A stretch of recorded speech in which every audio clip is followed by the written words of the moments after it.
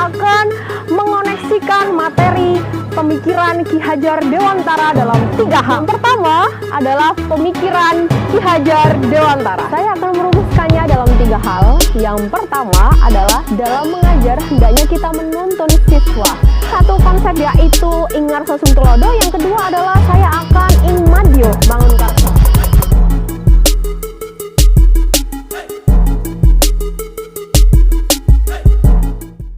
Assalamualaikum warahmatullahi wabarakatuh. Perkenalkan, nama saya Wahyu Nuridaya Rohma dari SMA Darul Ulum 1 Jombang.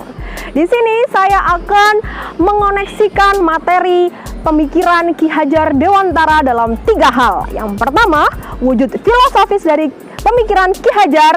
Yang kedua, refleksi tentang pengalaman baru. Dan yang ketiga, realisasi terhadap pembelajaran.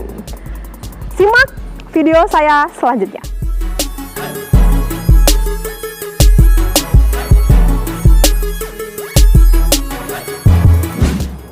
Yang pertama adalah pemikiran Ki Hajar Dewantara. Ki Hajar merumuskannya dalam 3 perubahan. Perubahan yang pertama dimulai dari 1, kodrat keadaan. Kodrat keadaan ini dibedakan menjadi 2, yaitu kodrat alam dan kodrat zaman. Lalu tak lupa prinsip perubahan itu yang dirumuskan oleh Ki Hajar dalam 3 asas trikon, atau yaitu asas trikon. Trikon yang pertama adalah kontinuitas. Ini berhubungan dengan sejarah. Kemudian yang kedua adalah konvergensi, berhubungan dengan nilai kemanusiaan. Dan yang ketiga adalah konsentris, berhubungan dengan keragaman Indonesia. Lantas yang menjadi poinnya adalah apa yang berubah? Yang berubah menurut Ki Hajar adalah budi pekerti. Budi mengacu pada cipta, karsa, dan karya, sedangkan pekerti masuk pada jiwa raga atau tenaga. Tak lupa Ki Hajar juga menyebutkan 3 semboyan Ki Hajar Dewantara. Yang pertama adalah ing ngarsa sing tulodo. Yang kedua adalah ing madya mangun karsa. Dan yang ketiga adalah tutwuri handayani. Refleksi pemikiran KHD terhadap pengalaman baru di sekolah. Saya akan merumuskannya dalam 3 hal. Yang pertama adalah dalam mengajar hendaknya kita menuntun siswa. Menuntun siswa, anggap siswa itu terdiri atas beragam benih. Kita layani siswa, kita layani benih-benih itu, maka beragam pula jenis pelayanan kita. Yang kedua adalah ubah tujuan mengajar. Mengajar bukan lagi untuk siswa mendapatkan nilai baik atau siswa lulus dalam sekolah, tetapi ubah konsepnya bahwa siswa untuk menuntut ilmu. Ajarkan kebudayaan masuk dalam diri siswa agar tertanam nasionalisme yang tinggi ada pada siswa sesuai dengan profil pelajar Pancasila. Dan yang ketiga, terapkan 3 semboyan Ki Hajar dalam pengajaran siswa. Apa itu 3 semboyan? 1, ing ngarsa sing tulodo. 2, ing madya mangun karsa. Dan 3, tutwuri handayani. Realisasi pemikiran Ki Hajar dalam mata pelajaran saya. Saya mengampu mata pelajaran bahasa Indonesia. Saya akan mengambil 1 mata pelajaran yaitu, atau 1 bab yaitu teks anekdot. Teks anekdot ini saya akan menerapkan 3 semboyan dalam proses pembelajarannya. Yang pertama semboyan itu adalah ing ngarsa sing tulodo.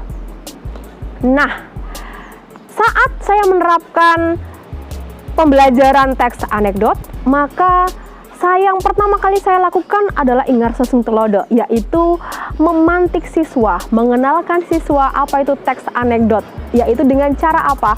Adanya tari remo, saya kenalkan juga dengan tari remo, kemudian saya kenalkan dengan besut. Maksud saya apa? Bahwa besut dan tari remo itu merupakan wujud kritik sosial. Ada singgungan antara besut dan remo ini terhadap materi yang saya ajarkan, yaitu teks anekdot. Teks anekdot adalah kritik sosial, jadi teks yang mengangkat tentang kritik sosial. Kemudian saya ambil objeknya berupa besut dan tari remo yang juga merupakan wujud dari kritik sosial budaya yang ada di Jombang.